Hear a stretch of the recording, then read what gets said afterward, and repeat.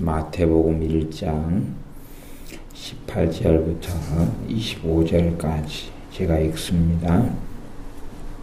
예수 그리스도의 나심은 이러하니라. 그 모친 마리아가 요셉과 정혼하고 동거하기 전에 성령으로 잉태된 것이 나타났더니 그 남편 요셉은 의로운 사람이라 저를 드러내지 아니하고 가만히 끊고자 하여 이 일을 생각할 때에 주의 사자가 현몽하여 가로되 다윗의 자손 요셉아 내 아내 마리아 데려오기를 무서워 말라. 저에게 잉태된 자는 성령으로 된 것이라. 아들을 낳으리니 아들을 예수라 하라. 이는 그가 자기 백성을 저희 죄에서 구원할 자이심이라 하니라. 이 모든 일에 된 것은 주께서 선지자로 하신 말씀을 이루려 하심이니 가라사대 보라 처녀가 잉태하여 아들을 낳을 것이요 그 이름은 임마누엘이라 하리라 하셨으니 이를 번역한즉 하나님이 우리와 함께 계시다 함이라. 요셉이 잠을 깨어 일어나서 주의 사자의 분부대로 행하여 그 아내를 데려왔으나 아들을 낳기까지 동침치 아니하더니 나음의 이름을 예수라 하니라. 아멘. 마태복음 1장 18절부터 25절까지는 우리 주님께서 성령님의 역사를 통하여 사람의 몸을 입고 잉태되고 그리고 나시는 장면 그때까지의 얼마가 기록되어 있습니다. 누가복음하고의 차이점을 보면 누가복음은 중심이 어떤 면에서 요셉이 아니라 마리아가 중심이 되는데 이 마태복음은 이 요셉이 중심이 되어서 이야기합니다. 이렇게 현몽을 해도 마리아에게 먼저 하고 마리아가 또한 엘리사벳을 방문하고 등등의 이야기들이 있는데 마태복음에는 주님의 나심에 대하여 요셉이 중심이 되어서 나와 있는 것을 봅니다. 1장 18절에 보면 그 모친 마리아가 요셉과 정혼하고 동거하기 전에 성령님으로 잉태된 것이 나타났더니 이게 성령님으로 잉태됐다. 그래서 이제 일상적으로 표현하자면 임신한 것이 좀 됐기 때문에 표시가 났다 그 말이에요. 약혼자니까 자주 만나지요. 이 과거 시대의 어떤 결혼이라는 것이 그냥 우리가 부자 잘 사는 사람들의 어떤 결혼의 방식은 결혼식을 치르고 어떻게 하지만 평범한 사람이나 가난한 사람, 없는 사람들은 과거에 이제 약혼했던 대로 자기들이 아마 동거 시기를 정해서 그렇게 했던 것 같아요. 특별히 마리아 요셉 같은 경우도 결혼식을 통해서 한 건 아닌 것을 봐요. 그냥 요셉이 가서 데려오죠. 특별한 것 없이 데려와 가지고 함께 지냈다 하는 것을 알 수가 있습니다. 그래서 요셉 보기에 잉태된 것, 성령으로 잉태된 것, 임신 사실이 눈에 보기에 확연히 드러난 것이요. 어느 때까지. 그렇게 되었다. 그때까지 생각해 볼 때 마리아의 번민과 고민은 얼마나 많았겠습니까? 마리아의 목숨은 하나님께 맡겨진 시간들이 됐을 거예요. 사람들에게 이렇게 남편이 아닌 요셉이 아닌 이로부터 임신되었다. 그러면 누가 알아보고 누가 성령님으로 잉태했다는 것을 그 안에 메시아가 계시다는 것을 어떻게 알겠어요? 그러니 이제 남편이 나타난다 해도 문제고 왜냐하면 약혼자가 있기 때문에 그렇죠.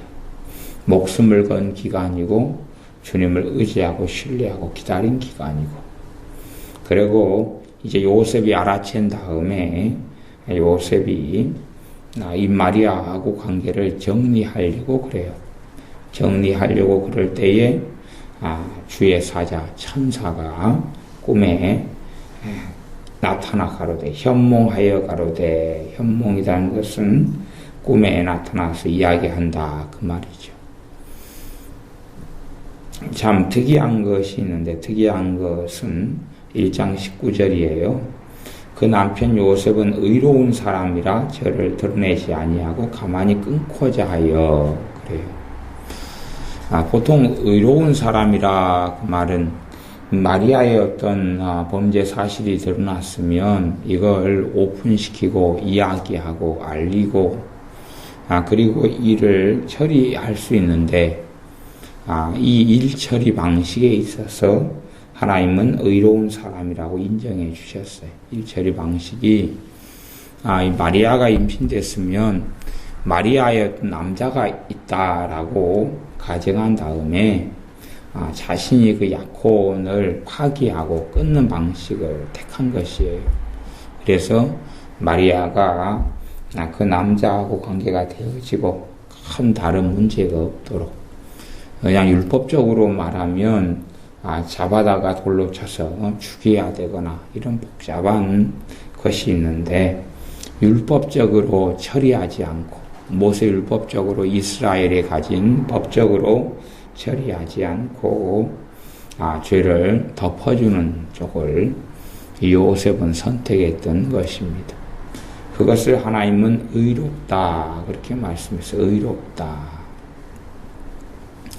물론 모든 상황, 모든 경우에 죄를 덮는다, 이것을 의롭다 그렇게 이야기하지는 않습니다. 우리 자녀가 있으면 자녀들이 잘못된 행실을 했는데 그걸 그냥 덮어버리면 자식은 잘못된 행실을 계속 해나갈 것 아닙니까? 그것을 의롭다 그러지 않지요. 그렇기 때문에 이런 일을 행할 때도 지혜가 필요하게 됩니다. 아무 때나 허물을 덮어주는 것이 옳고 의로운 것이 아니게 됩니다. 최근에 교회 광고판 하나가 바람에 날려서 떨어지게 됐는데, 그 광고판을 맡은 업자가 건너편에 사시는 장로님이셨잖아요. 그래서 장로님이 광고판, 교회 간판을 하셔서 부실공사를 하셨는데, 저것을 법적으로 따져도 또 증거 자료가 다 있기 때문에 그분에게 이야기하고 손해배상을 요구하고 다시 작업을 요구하거나 등등을 해도 물론 우리 편이 옳고 바르고 우리가 이겨요. 그런데 그런 편에 있어서는 재계 역사하신 성령의 역사는 그냥 덮고 가는 거예요. 덮고 가는 거여서 부실공사에 대해서 아무 말도 하지 않고 연락도 하지 않고 그냥 덮고 가는 걸 선택했어요. 그러니까 그런 상황이 있고, 최근에 우리 애들을 이렇게 겁박하고 폭력을 행하고 성추행을 하려는 청년이 있어서 제가 잡아서 경찰서에 넘겨서 법적으로 처리를 한 일도 지난주에나 있지요. 그러니까 그런 경우, 술 취해서 얘가 정신이 나가서 한두 번 아마 범행을 저지르지 않은 것 같은데, 여러 번 했던 것 같은데, 최소한 저한테 잡힐 정도 되면 평균적으로, 통계적으로는 50번 이상의 범죄를 저지르면 그래요. 그것도 20살짜리가 그런다는 이야기는 1993년생이던데, 그렇다는 이야기는 아주 어리석고 완악한 삶을 오래 살아왔다는 이야기고, 음란물이나 그런 악한 것에 너무 일찍부터 노출되어서 그 속에 살았다는 이야기이기 때문에 방치가 되어지면 무슨 일을 저지를지 모르는 아이가 되어져요. 그래서 어쨌든 그 아이의 처리의 문제는 대화도 말도 통하지 않았을 뿐만 아니라 잘못을 시인하지도 않고 합리화하고 거짓말하는 상황이어서 경찰에 넘기는 쪽을 택했지요. 또 뭘 초든가 도둑이 하나 들었는데 현행범으로 잡아서 이 경찰에 인계하고 넘긴 일이 있어요. 이게 이것을 허물을 덮어주는 것이 항상 모든 때 맞는 건 아니에요. 모든 때 해당되는 건 아니에요. 그렇게 성경을 봐버리면 정말로 어리석은 것이 됩니다. 우리 주님께서는 허물을 덮어주실 때가 있었고 허물을 문제를 지적하고 그리고 통렬하게 그들의 잘못에 대하여 죄를 드러내서 꼬집으실 때가 있었고 그런 것들이 때마다 달랐다. 그런 것이 때마다 일마다 달랐어요.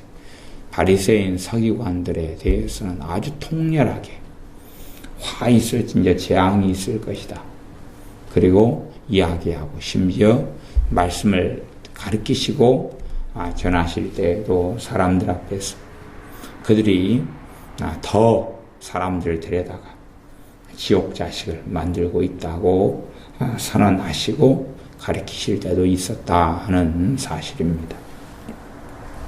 그렇기 때문에 요셉이 의롭게 행한 이 부분은 옳고 잘 행한 것이 되어지고 하나님은 의롭다고 인정했습니다. 그러나 모든 허물을 덮어준다. 이것이 건강하고 바른 사랑은 아니다는 사실을 기억해야 됩니다. 사랑은 허다한 허물을 덮느니라 그랬습니다. 그런데 허물을 덮는 사랑이 때로는 부드러운 사랑이 되기도 하지만 그러나 정말로 강하고 이런 강인한 사랑 가운데는 허물을 드러내서 처리할 때에 보다 더 하나님의 바른 사랑이 되어집니다.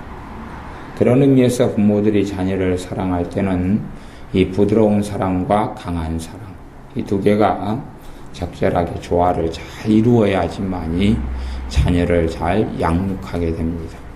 항상 오냐오냐 자식은 호로 자식이 된다는 이야기처럼 무조건 오냐 괜찮다 그래 괜찮아 그렇게 해서 자녀가 하나님 앞에 바르게 살아가지 않습니다. 그러므로 잠언에서는 자녀 교육에 대해서 참으로 많이 말씀하고 있는데 자녀 교육의 중심의 초달 채찍, 회초리로 때리는 것 그것이 잠언의 자녀 교육에는 들어가 있습니다. 딱딱한 사랑, 강한 사랑이죠. 강한 사랑. 아이를 때릴지라도 아이가 죽지 아니하리라. 자식을 차마 초달하지 아니하는 자는 자식을 미워하는 사람이다. 이런 강한 사랑을 이야기합니다. 그냥 그런 말씀에다가 사랑은 허다한 허물을 덮느니라 그런 식으로 붙여가지고 말씀을 혼잡하게 만들면 참 어리석은 것이 되어집니다. 이 하나님의 말씀은 때로는 간략하고 때로는 단순하고 쉽지만 그러나 또한 때로는 복잡하고 어려운 것이 사실입니다. 너무 단순화시켜도 문제가 있고 너무 복잡하게 가는 것도 문제가 있을 때들이 많습니다.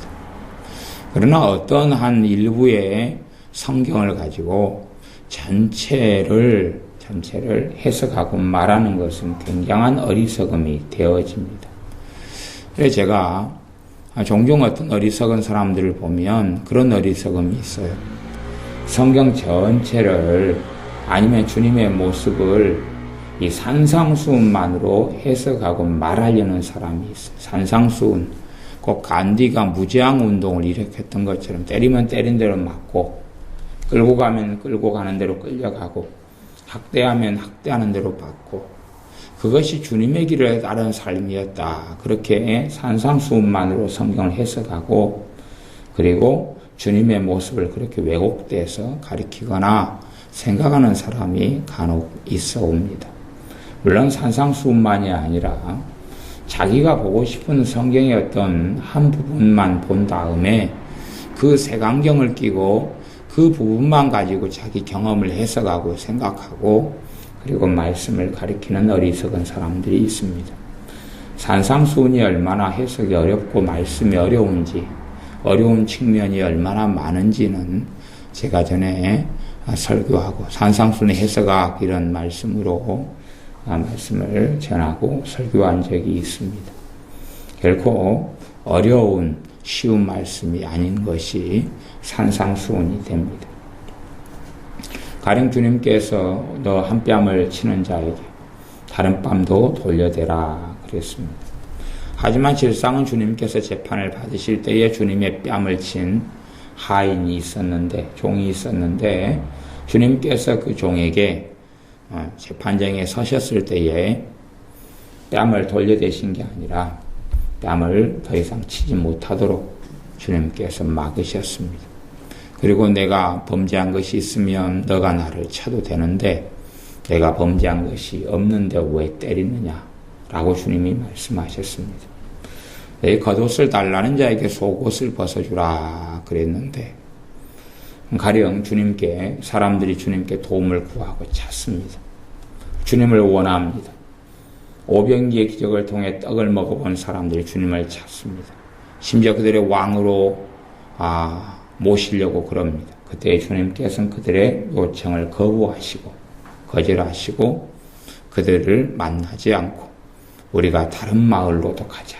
그리고 다른 곳으로 떠나가셨습니다.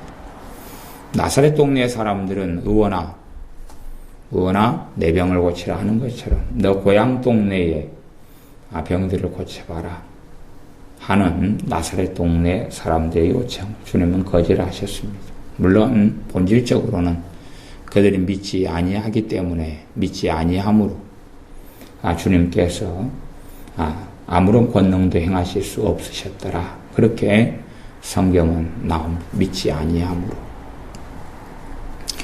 많은 어리석음 가운데 하나는 믿음에 대한 오해에 있습니다. 이 극단적인 성경 해석하는 사람들은 믿음과 행함의 관계를 극단적으로 항상 이야기하는 사람이 있습니다. 야고보서에 행함이 없는 믿음은 죽음이다. 말씀은 항상 진리입니다. 그런데 믿음과 행함과의 관계가 그렇게 단순하지가 않습니다. 제가 최근에 유명한 한국교회의 목사님의 설교를 들어보니까 그분의 설교에서 그렇게 이야기하시는 거예요. 믿음은 행함으로 나타나야지만이, 실천하는 행함으로 나타나야지만이 진정한 믿음이다. 그러면 설교를 하셔요. 성경적으로는 꽤 맞는 이야기입니다. 맞는 이야기예요. 믿음은 실천으로 나타나야지만이, 그래서 실제 생활에서 행해야지만이 그것이 믿음이다. 그리고 이제 성경을 해석하고 전개해 나가시는데 그분이 생각하는 실천이란 건 그런 거예요. 사랑하는 것, 섬기는 것, 봉사하는 것, 아니면 뭐 그런 일들, 구제하는 것, 그런 실천을 이야기해요. 그런 부분에서는 맞습니다. 근데 극단적인 오류가 뭐냐 그러면 믿음이 다 행함으로 나타날 수 있다고 생각하는 극단적인 오류입니다. 이게 그분이 그렇게 설명해요. 단지 내가 믿는다는 것은 그걸 고백하고 시인하고 말하는 것만 해서는 믿는 게 아니다. 그런 것이에요. 한번 생각해 보세요.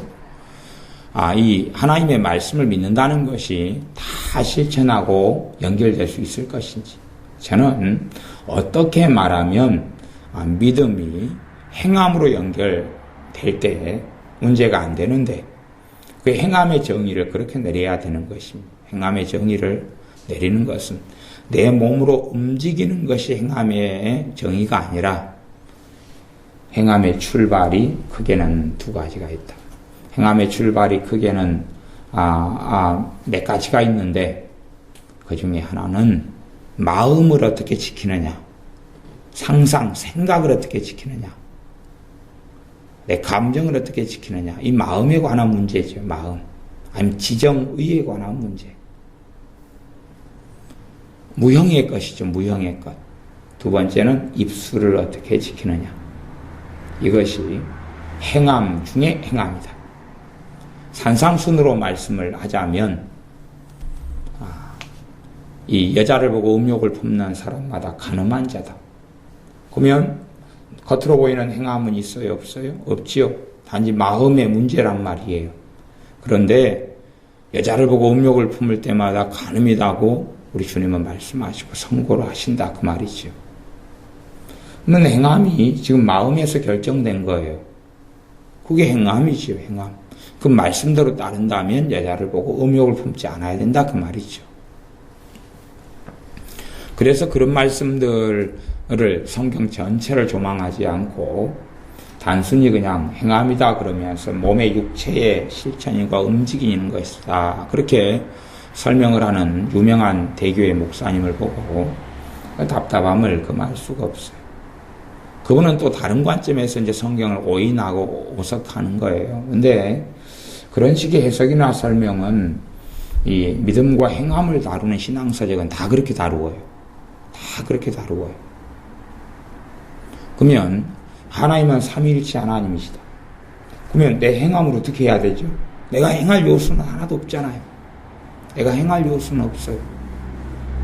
아니면 병고침에 대해서 주님이 채찍에 맞음으로 너희가 나음을 입었다. 그걸 믿음으로 받아들일 때 우리의 병이 치유가 돼요. 그런데 주님이 채찍에 맞음으로 우리의 병이 나음을 얻었다. 그럼 내가 어떻게 행하죠? 내가 행하는 게 뭐냐 그 말이에요. 내가 대신 채찍에 맞아야 되는 이야기가 있어요? 아니면 내가 병을 짊어져야 돼요? 아니잖아요. 내 마음에서 그 말씀을 진리로 받아들여서 2000년 전에 내 질병에 대한 대가를 주님이 치르셨다는 것을 믿어야 되는 것이에요. 믿기 위해서는 이거로 주님께서 내 병을 짊어지셨다고 시인하고 고백하고 말하고 다시 그 말씀을 마음에 새길 때 어느 때부터 믿음이 역사하기 시작합니다. 한국 사람들의 큰 문제 가운데 하나가 뭐냐 하면 믿음을 잘 알지 못한다는 사실이 실제로 그렇습니다. 믿음을 안다고 생각하지만 지적인 동의가 많고 정보로서 성경의 정보를 믿음으로 생각하는 그런 경향이 많다 하는 것이에요. 믿음이 있는 사람들은 말씀을 듣고 읽을 때 쉽게 믿음이 생겨납니다. 가진 자는 더 가지게 되고 없는 자는 있는 것도 빼앗기게 되리라 하는 주님의 말씀처럼 믿음이 있는 사람은 쉽게 믿음이 생겨나요. 믿음이 있는 사람은 쉽게 믿음이 생겨나요. 그러나 믿음이 없는 사람이 말씀을 몇 구절을 읽고 또 설교를 듣는다 해서 믿음이 쉽게 생겨나진 않아요. 생각해 보세요. 어떤 사람은 주님을 신뢰하고 주님을 따르고 믿기 위해서 정기적으로 기도 생활하고 예배 생활하고 입으로 말씀을 시인하고 고백하고 마음을 지키기 위해서 애를 쓰고 뭐를 지킬 만한 것보다 내 마음을 지키라. 생명의 근원이 이에서 남이니라. 그리고 때에 따라 금식하고 철야하고 기도하고 그렇게 살아온 사람하고 마음이 흘러가는 대로 마음이 어두운 대로 절망스러운 대로 탄식하는 대로 연민이 일어나는 대로 아니면 그 시기와 질투가 있는 대로 짜증이 있는 대로 그렇게 마음을 정리하지 않고 관리하지 않고 마음대로 방임하고 기도하지 않고 말씀 듣지 않고 말씀 읽지 않고 말씀 마음에 새기지 않고 그렇게 마음대로 살아온 사람하고 어떻게 똑같은 말씀을 들을 때에 같은 믿음이 생겨나며 같은 은혜가 임할 수 있겠느냐 하는 것입니다. 그건 불가능한 일입니다.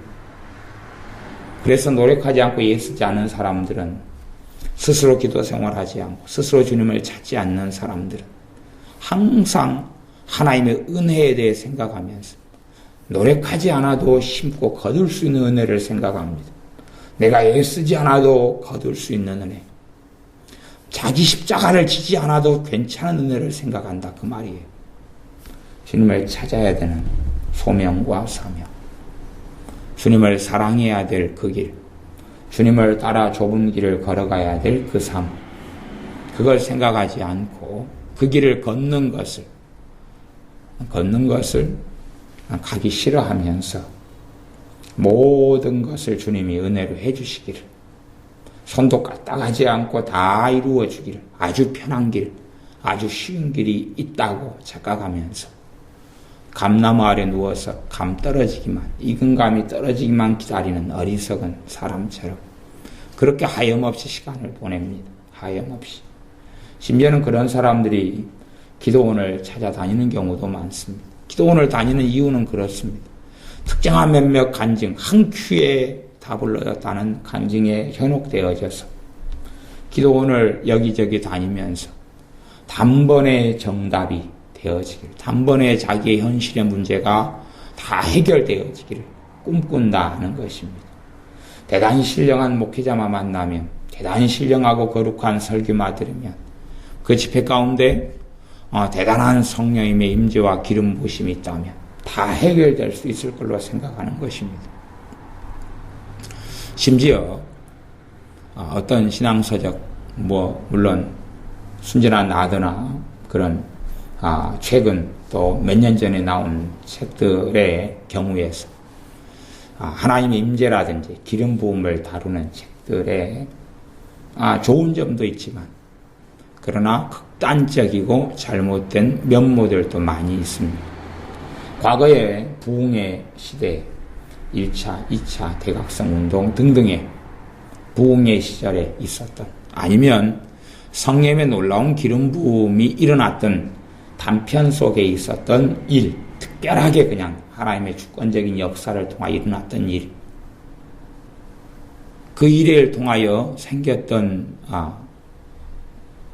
사건, 사람의 문제가 사람이 변화되는 일, 기적적으로 어떻게 되어졌던 일들, 이것을 기준으로 삼으면서, 그러면서 그런 일이 하나님의 임재 가운데 들어가면 내가 주님을 찾지도 않고, 내가 주님께 꾸준히 기도하지도 않고, 내가 주님을 사랑하지도 않고, 내가 하나님의 말씀을 읽고 묵상하지도 않고, 내가 하나님께 자발적으로 예배하고 하나님을 경배하고 경외하지도 않고, 그냥 놀라운 기름 부음이 있는 집회에 가면 자신이 어린아이 상태, 시기와 질투와 미움으로 가득한 자기의 상태, 영적인 어린아이의 상태가 놀라운 성령의 역사와 임재와 기름 부음이 있는 집회에 들어가면 1살짜리 어린아이가 20살짜리가 되고 30살짜리 영적인 장성한 사람이 될 것처럼 1살짜리가 누리던 것을 그 기름 부음이 있는 놀라운 집회나 성령의 역사, 임재, 하나님의 임재가 있는 그런 곳에 들어가면 30살 장성한 사람이 누릴 모든 것을 누릴 수 있는 것처럼, 세상적으로 비유하자면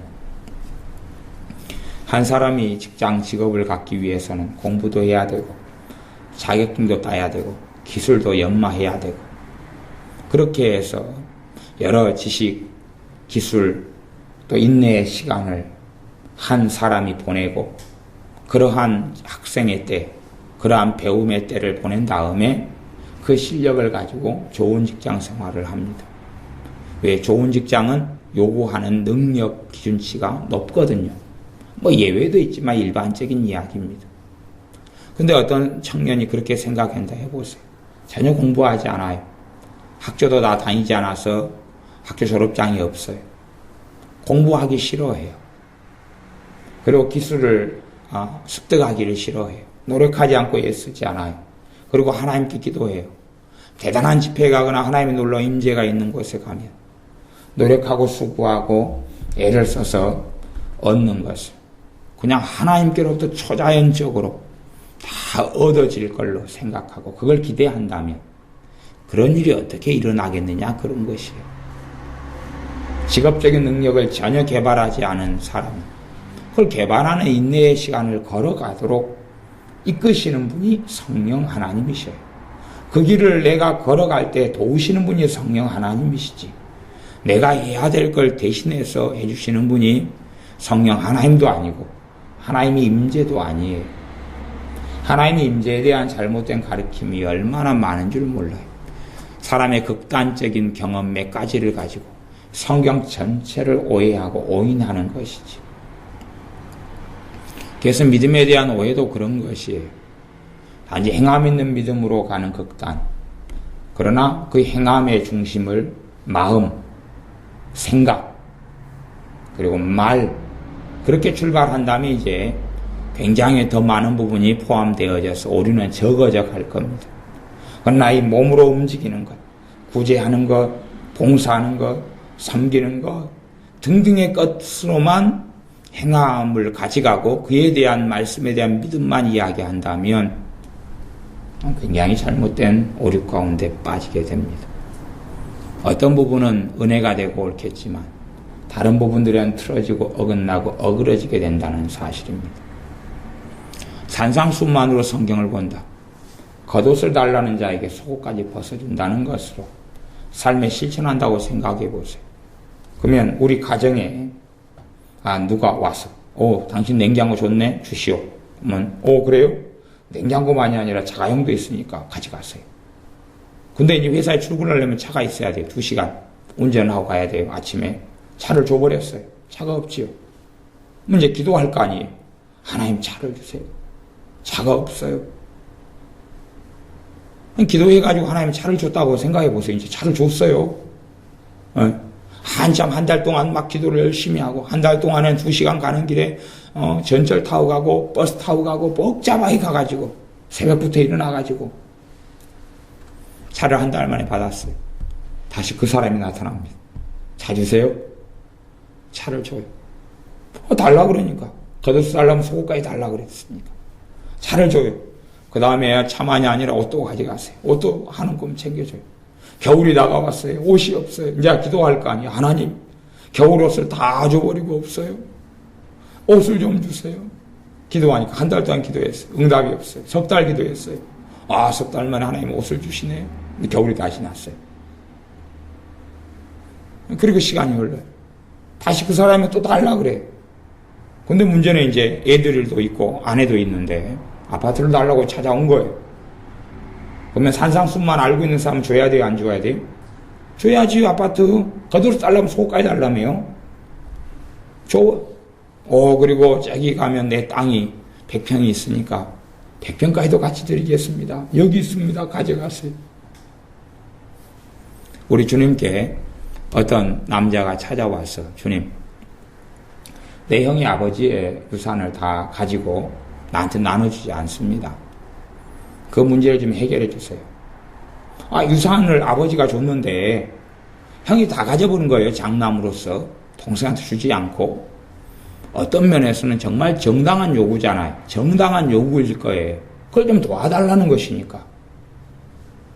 그런 요구를 한다면 현실적으로 우리는 그래요?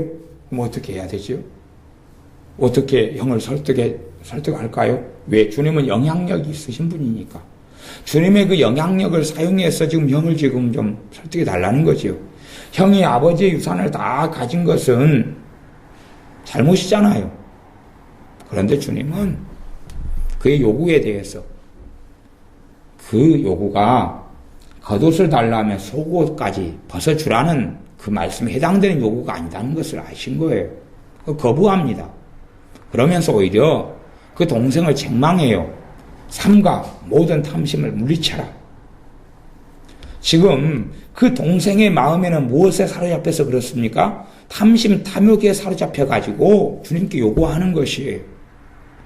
탐심, 탐욕으로 요구하는 것에 주님은 예스 하는 분이 아닙니다. 겉옷을 달라는 대로 속옷을 달라. 사람을 이용하고 종으로 조종하고 끌고 가는데 따라간다. 사도 바울이 그렇게 이야기했습니다. 내가 사람을 기쁘게 하랴 하나님을 기쁘게 하랴. 내가 사람을 기쁘게 하려 하였다면 하나님의 종이 아니니라. 말씀이 하나의 말씀을 가지고 극단을 취하면 사람들의 인생은 다 무너져 버릴 수 있습니다. 어느 때에 되면 다 무너져 버려요. 성경이 왜 66권이 있는지를 생각해야 됩니다. 성경은 66권이 있어요. 성경은 66권이 있어서 그렇게 그냥 한 구절 가지고 말장난하기 위해 있는 그런 것이 아니에요. 주님의 산상수훈에 그렇게 말씀하시잖아요. 이 말씀 가운데 하나라도 경홀히 여기는 사람, 빼고 가리키는 사람은 하나님 나라에서 작다 일컬음을 받을 것이다. 그게 산상수훈의 말씀 아니에요. 이 하나님의 말씀 가운데 빼버려요. 다시 이야기하면 성경 가운데 66권을 다 하나하나 가리킬 수 없지만 하지만 무슨 이야기냐 하면 성경에는 상상할 수 없이 많은 주제가 있을 거 아니에요. 주제. 기도 그러면 기도에 대한 말씀으로 이리저리 창세기부터 모여 있잖아요. 그런 겸손, 그럼 겸손에 대한 말씀으로 나는 온유하고 겸손하니 내게 와서 내게 배우라. 그리고 참된 겸손이 뭔지, 또 섬기는 자가 뭔지, 높아지는 자가 뭔지 등등의 말씀들이 쫙 있고, 온유가 뭔지, 모세는 온유함이 책으로 승한 자라 에서부터 시작해서 온유한 자는 땅을 기업으로 차지한다. 제가 무소유를 이야기할 때도 참된 무소유는 가지지 않는 무소유가 아니라 창지기로서 내가 가진 모든 소유의 주권을 주님께 내어드리는 창지기가 돼야 참되고 바른 무소유다 그랬어요. 온유한 자는 땅을 기업으로 차지한다 그랬잖아요. 그 땅이 천국에 있는 땅이 아니고 천연왕국에 있는 땅이 아니란 말이죠. 땅을 기업으로 차지한다. 시편에 있는 기도는 얼마나 자신의 소산에, 자신의 땅에, 자신의 논에, 들에 하나님의 복을 기대하고 기도하고 그런 복이 있으리로다 선포하는 구절들이 많은 줄 몰라요. 시편에 있는 구절들은.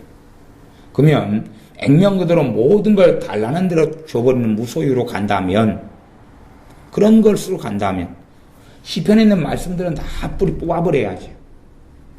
아니면 구약에 하나님의 백성에게 약속했던 모든 구절은 다 뿌리를 뽑아버려야 될 거예요. 그러니까 어떠한 말씀으로 다른 말씀을 무너뜨려 버린다. 그러면 그 말씀이 잘못된 게 아니고 그 말씀에 대한 해석이 잘못되었다 그 말이에요. 말씀은 한 분 하나님, 한 분 성령님께로부터 온 거기 때문에 서로 어그러짐이 없습니다. 성경 말씀 충돌하지 않아요. 충돌하지 않아요. 말씀이 조화를 이루고 있어요. 조화. 단지 이제 사람으로 이야기한다면 팔 이야기를 한다면 팔로서 설명하는 거죠. 다리 이야기한다면 다리로서 설명하는 거죠. 나 팔과 다리의 조화 문제를 이야기할 때는 또 다른 이야기가 될 거예요. 그런 식으로 말이 좀 다르게 보일 수는 있을지라도 그러나 한 몸에 달린 손의 이야기, 한 몸에 달린 다리의 이야기, 한 몸에 달린 심장의 이야기, 심장 중심으로 설명하고 말하기 때문에 한쪽 중심이 되는 것처럼 잠깐은 보일 수 있어요. 물론 또 위장 중심으로 사람이 피가 돌아가고 움직이는 걸 이야기한다면 또 위장이 중심처럼 보일 수는 있죠. 그러나 나아가서 전체적으로 조망해서 온몸의 혈류의 흐름, 피, 심장, 위장의 흐름을 이야기하는 그것을 보고 있는 가운데 심장을 이야기하고 위장을 이야기해야지만이 잘못된 것이 아니게 되어집니다. 그렇기 때문에 하나님의 말씀을 균형되게 바르게 해석하고 이해할 때에 많은 사람들을 오류 가운데 빠뜨리지 않게 되어져요. 참 답답한 이야기 중에 하나는 그런 거예요. 목회자가 말씀을 연구하지 않아요. 목회자가 말씀을 연구하지 않아요. 그리고 목회자는 신학책을 무시해요. 또 신앙서적을 무시해요. 그리고 나는 성령님께서 말씀 가르쳐 준 걸로 말씀을 안다 라고 말하는 사람들, 얼마나 교만하고 독선적이고 아집이 강한지 몰라요. 굉장히 오만하고 독선적이다고 말해요. 나는 신학을 멀리한다. 정말로 과거의 하나님의 사람들은요, 청교도들의 책, 그들의 설교, 또한 과거의 하나님의 사람들의 설교, 말씀들, 그것들을 탐독하고, 심지어 매추엘리 목사님이 썼던 주석 같은 경우는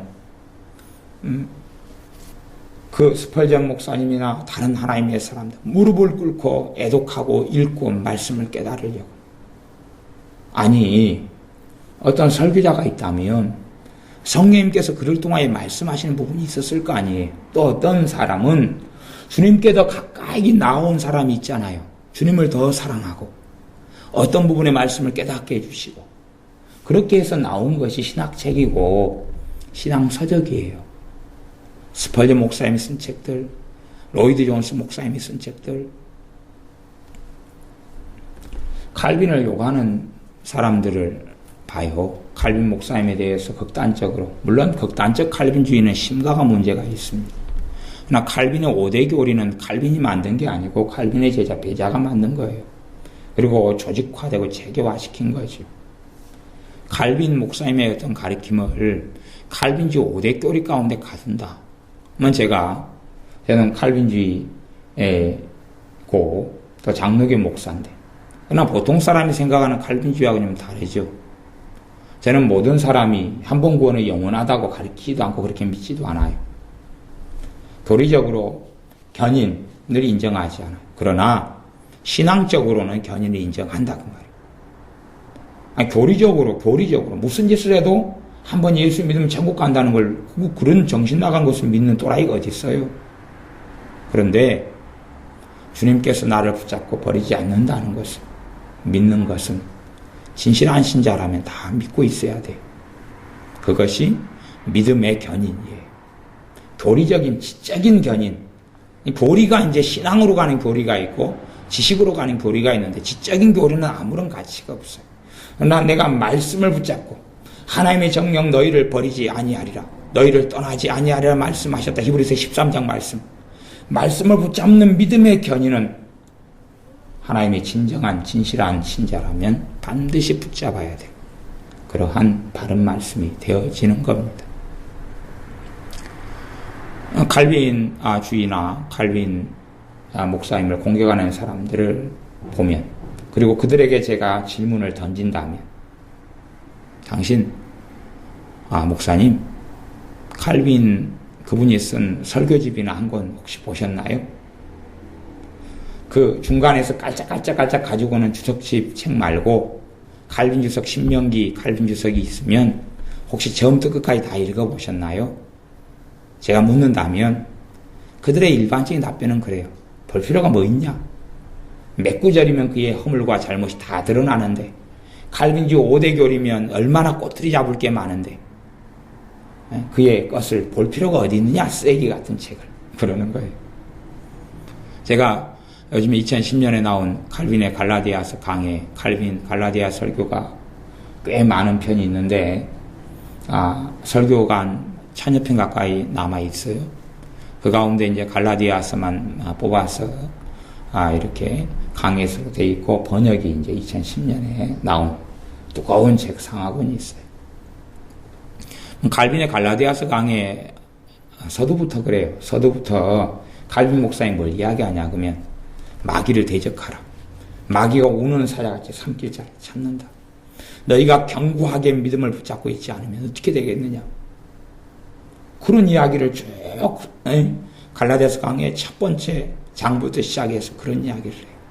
얼마나 주님께서 붙어 있어야 되는지, 얼마나 더 애쓰면서 기도해야 되는지, 마귀가 얼마나 우는 사자 삼킬 자를 찾는지, 얼마나 과거의 수도사든지 수도원 원장이든지 그런 사람들이 얼마나 현혹하고 잘못된 길로 오도하는지, 그들이 얼마나 조심해야 되는지, 그들에게 넘어가 얼마나 믿음이 자초하고 무너지는지, 그런 이야기를 해요.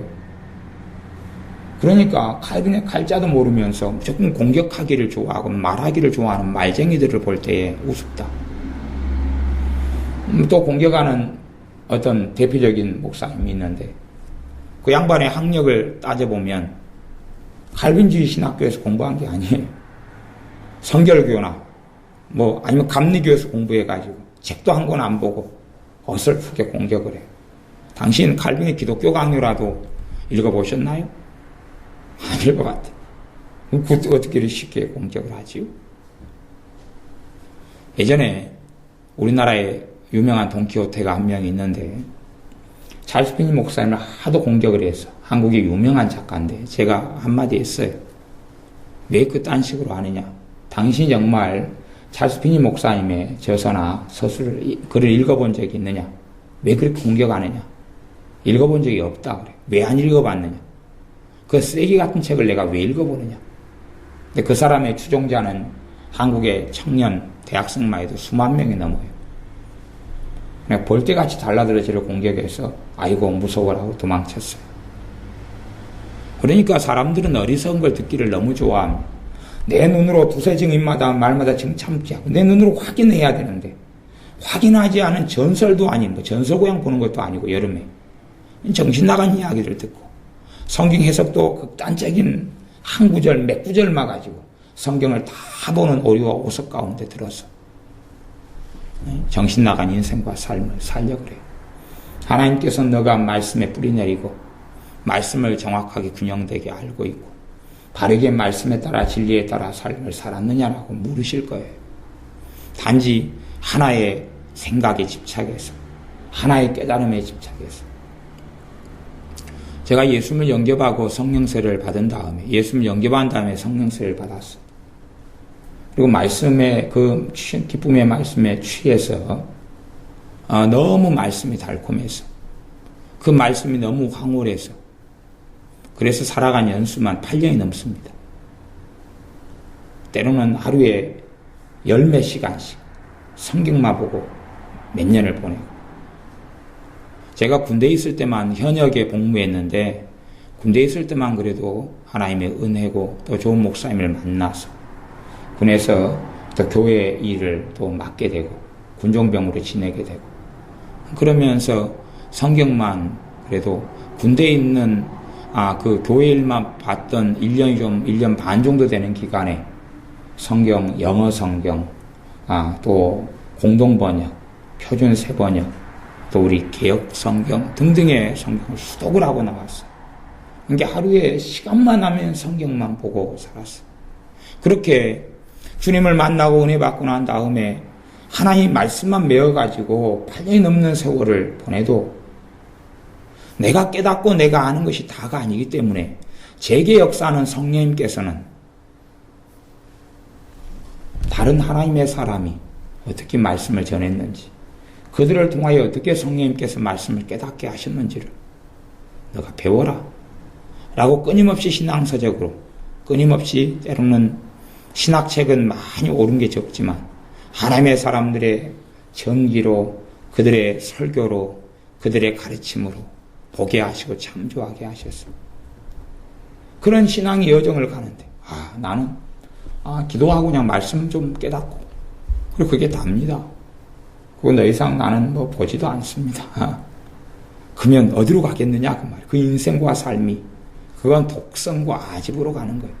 독성과 아집으로 성경 몇 구절 깨달은 거 가지고 다른 사람의 인생을 좌지우지 하겠다는 것인데 그 걸어가는 길이 어떻게 되겠느냐 그걸 듣는 사람들은 어디로 가겠느냐 하는 것이 끔찍한 사람들이 참 많습니다.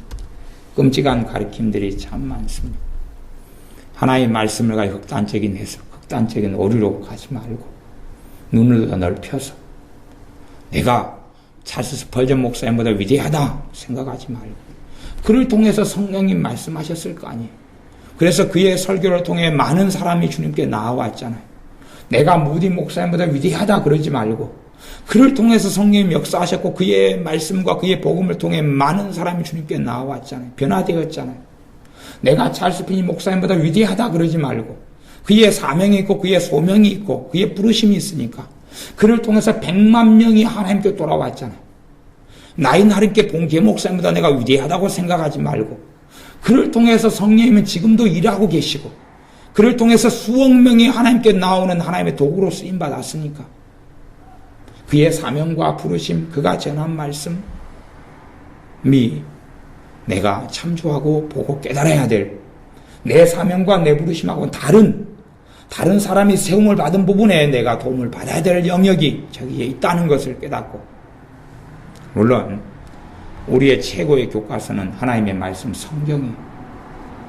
하지만 교회 가서 설교를 듣잖아요. 성경만 보면 교회가 성경을 설교를 들을 필요가 뭐가 있어요. 그러나 하나님의 말씀은 가르쳐져야 되고 설명돼야 되기 때문에 성경 하나님의 종은 가르치기를 잘해야 된다 그렇게 말씀합니다. 하나님의 종으로 부름받아서 살려면 가르치기를 잘해야 된다. 이게 조건이에요. 조건. 목회자의 자격의 조건. 감독의 자격의 조건. 그런 것처럼 말씀을 제대로 알아야지만이 제대로 가르칠 수가 있어요.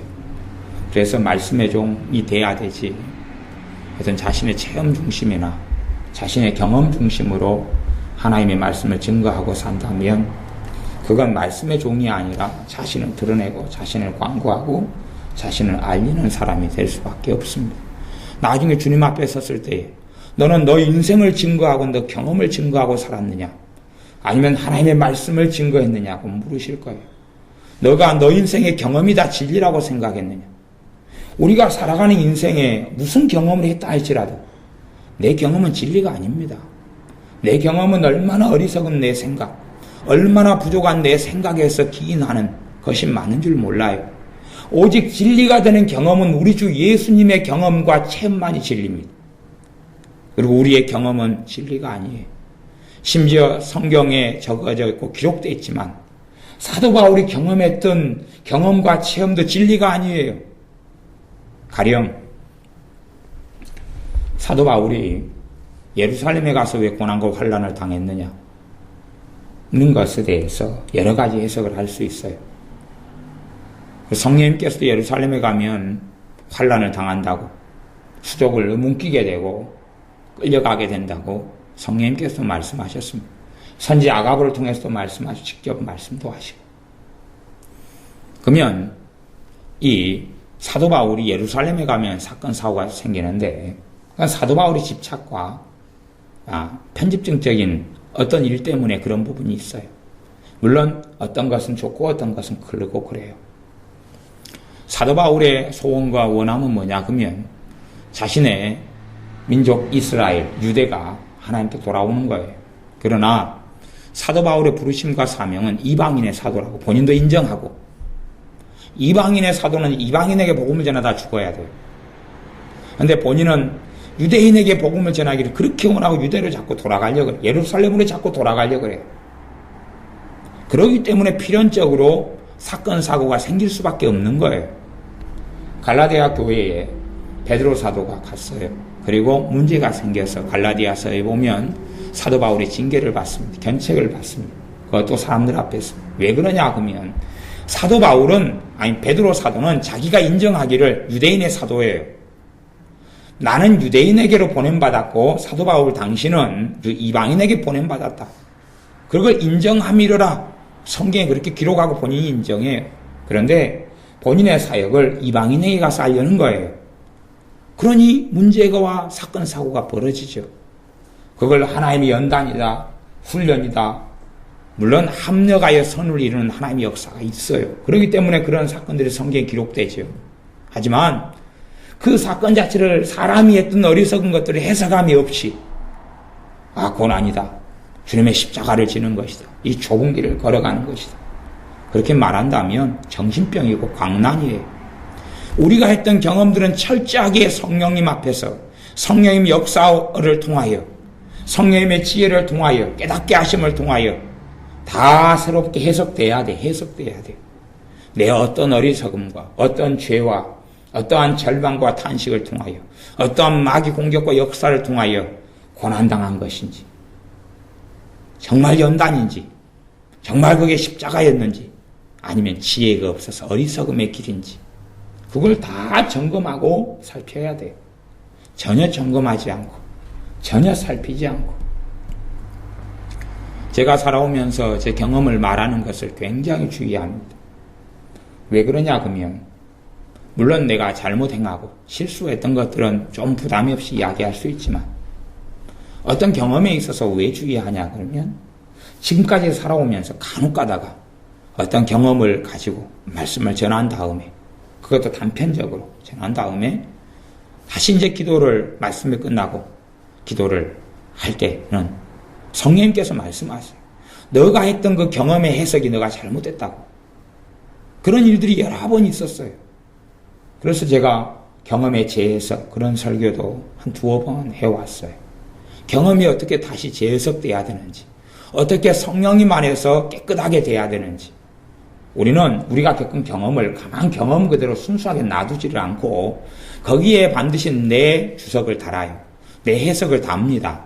그리고 그것을 전파하고 이야기하고 말하고 살아가요.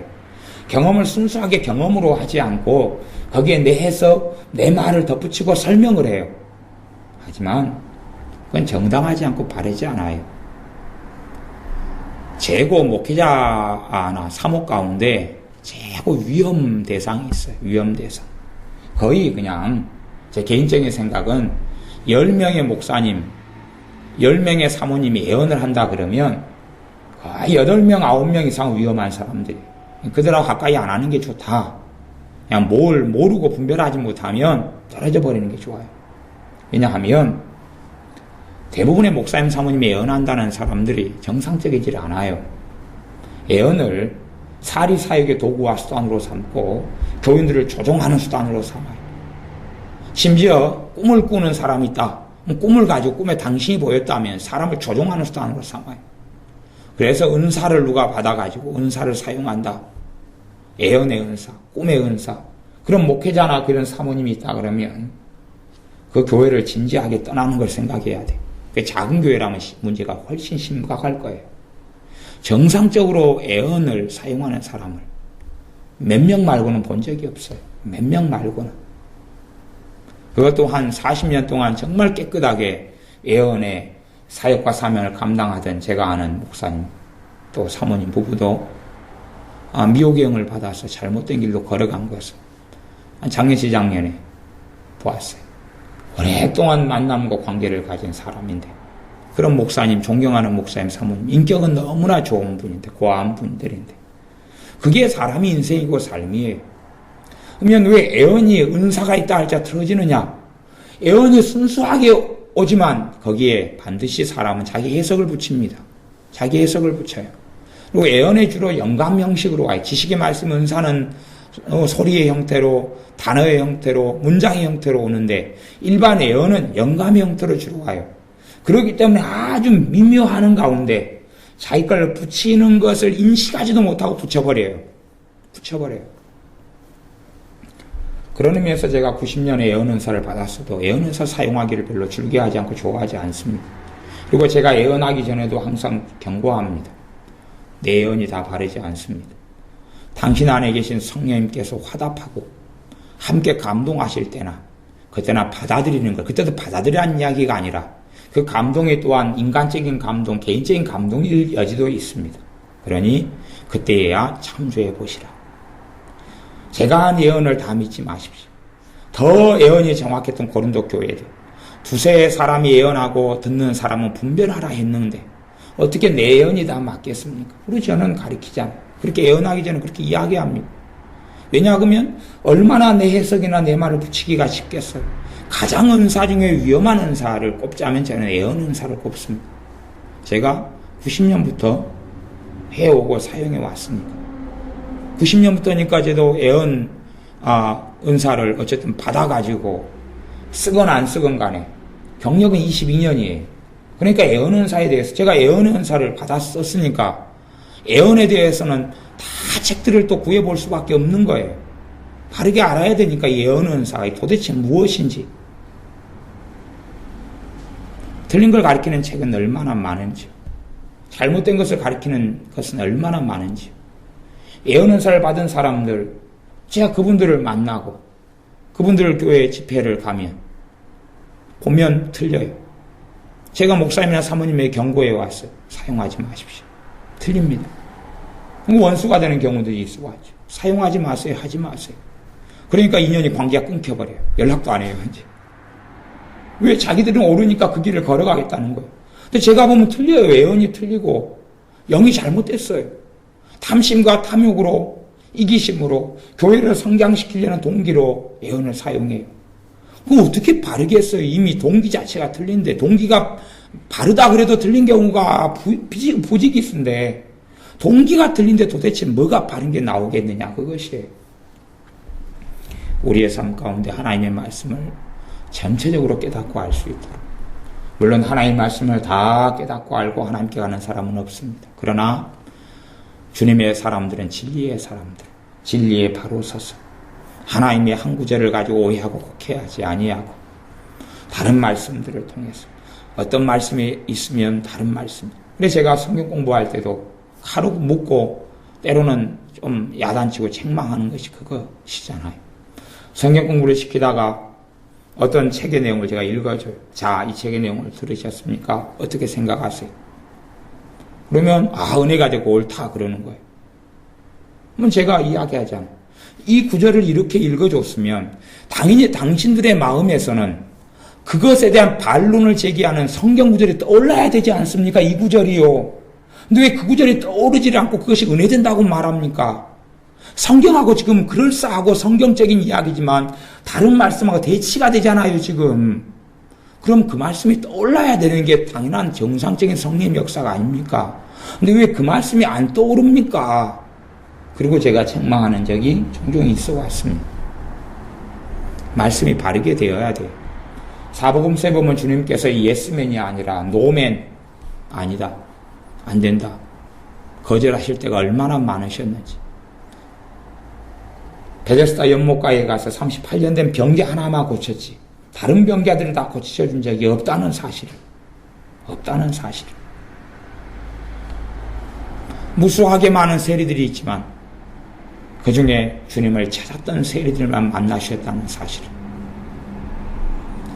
주님이 거절한 역사가 정말 많다는 사실. 그걸 아셔야 됩니다. 주님의 동생이 이야기하죠. 자기를 나타내고 싶으냐? 형님, 예루살렘에 지금 가시오. 예루살렘에 가시오. 그때 주님께서 뭐라 말씀합니까? 너 때는 언제나 있으니 너는 가라. 하지만 내 때가 아직 이르지 않았다. 거절합니다. 주님의 육체로 모친 마리아가 가나의 혼인잔치에서 포도주가 떨어졌습니다. 그러니까 주님께서 거부하시잖아요. 여자여, 내 때가 아직 이르지 아니하였나이다.